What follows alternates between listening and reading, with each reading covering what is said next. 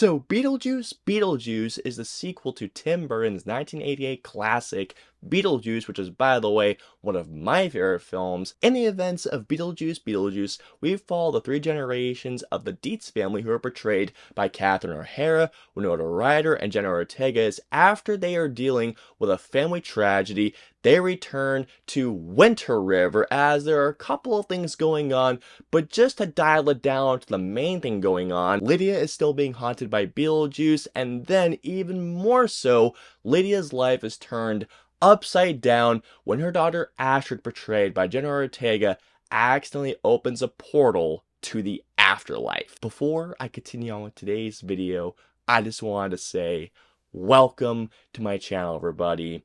For those of you who are coming by my channel for the very first time, be sure to hit that subscribe button to do not miss a future video, whether it's a future review, reaction, top 5, or whatever I have coming your way, and join me on my journey to 10K subscribers and beyond, because believe me when I say this, guys, you are not gonna want to miss the cool shit I have coming your way. And for those of you who are coming back to my channel, welcome back, guys. You have no idea how happy I am to see your faces once again. Alrighty, guys, so let's get into Beetlejuice. Excellent!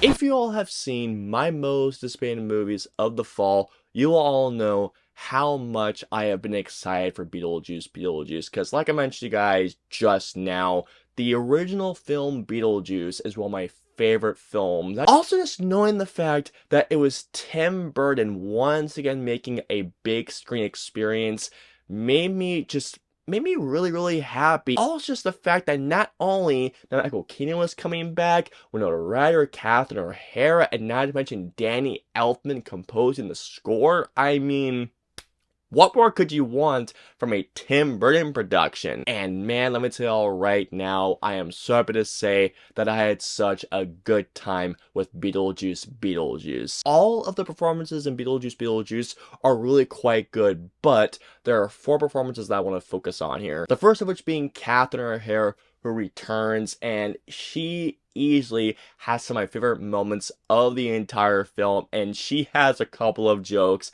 that had me laughing hysterically. Catherine O'Hara had some scene-stealing moments in this movie, like she is terrific. Jenna Ortega fits in this universe not only so perfectly, but in terms of the character that she is playing, she seriously fits the mold of this character like a glove. If there's one thing in particular that I really dug about Jenna Ortega's character, it was her relationship with Winona Ryder in this movie, as their relationship is really the heart and soul of Beetlejuice. Jenna Ortega, I think, is an absolute star, and just seeing where her career is going, I'm very excited for her, to say the least. Winona Ryder, I thought, was also terrific in this film. Seeing where Winona Ryder's character starts off as Lydia in this movie, I thought was a pretty genius and a pretty funny move. Michael Keaton is, just to say the least, every single time that Michael Keaton gets on that screen as the character, he really takes things up to 11. Even in the spots without Michael Keaton, the movie is still entertaining, but as y'all can imagine, once Michael Keaton comes onto that screen as Beetlejuice, this movie becomes from very entertaining to just an absolute ghoulishly fun time. And just seeing him back in this role, man, one of my favorite things about Beetlejuice is Tim Burton's directing. And something else I want to mention as well, it felt so nice to see a Tim Burton production on a big screen again. Now, here's the thing, guys. I never saw Dumbo, although I heard some really bad things, but I actually really enjoyed his films before Dumbo, like, for example, I enjoyed Miss Peregrine's Home for Peculiar Children, and I quite enjoyed Big Eyes. Dark Shadows was okay, and you know what? I'm a defender of his Alice in Wonderland remake, and I really enjoyed what he did with the show Wednesday. Seeing a Tim Burton film once again on the big screen, I'm just gonna say this, it made me feel like a kid again. And especially considering that I saw this movie with my dad, who showed me the original Beetlejuice when I was a teenager. So watching this movie, a Tim Burton film on an IMAX screen with my dad, who introduced me to Tim Burton's films, and this felt like the circle of life. Whether it comes down to his macabre sense of humor, the gothic sensibilities, not to mention the comedy, and especially when it goes into his darker side, there were so many bits of this movie where it went to really the areas that I was not expecting. As I was watching this movie, you can tell that not only Tim Burton, but pretty much everybody involved in making this movie had such a great time, and you feel that as you watch this movie. Did I have a great time watching this movie?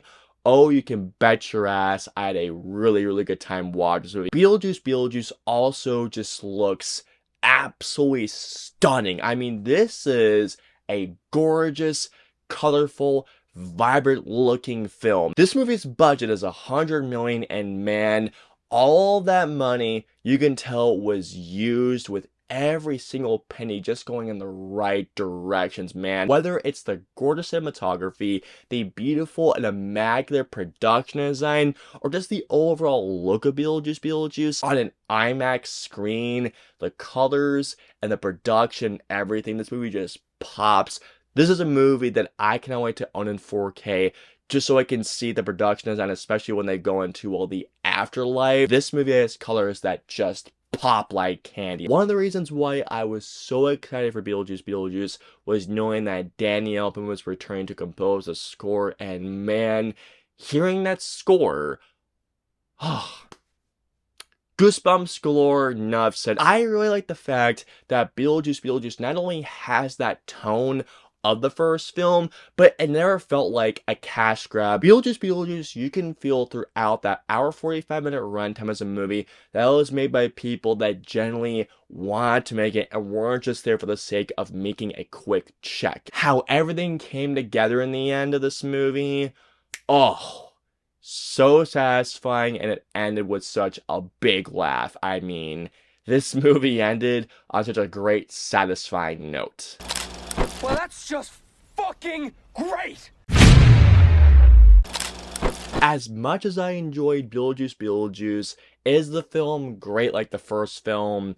Unfortunately, no. One of my biggest criticisms, or as a matter of fact, my biggest criticism with Beetlejuice is essentially the entire second act. The second act of this movie is definitely still entertaining, but here's the thing, guys. As the film kept going on and on through its second act, this movie introduces quite a bit of things going on. I mean, it introduces a lot of things. Whether it's new plot points, characters, to which I'll get into in a little bit. I come up to feel that the second act of this movie was just really, really busy. Now, here's the thing, and do not get me wrong, there are a lot of things going on in the second act where it feels like they don't have really a lot of purpose, and while they do end up lining up for the end of the film, and how it does all line up is very, very satisfying by the end. How everything lines up originally, it feels like that there's so much going to the point where it feels like at some points that there's no real focus of this movie. There are about, I want to say,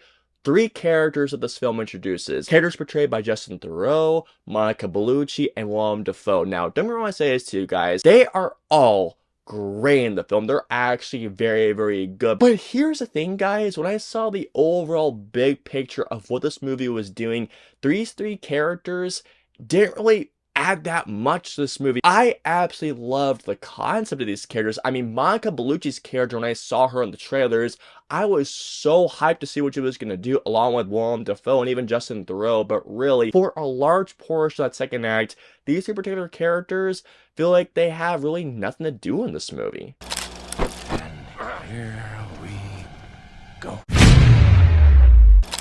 So overall, I had a really good time with Beetlejuice. It starts off very strong. I mean, very strong. It does get a little too busy in the middle, but how it all ends, it was very satisfying. It felt so nice to see a good Tim Burton film on the big screen. All in all, I'm gonna give Beetlejuice a 3.5 out of 5.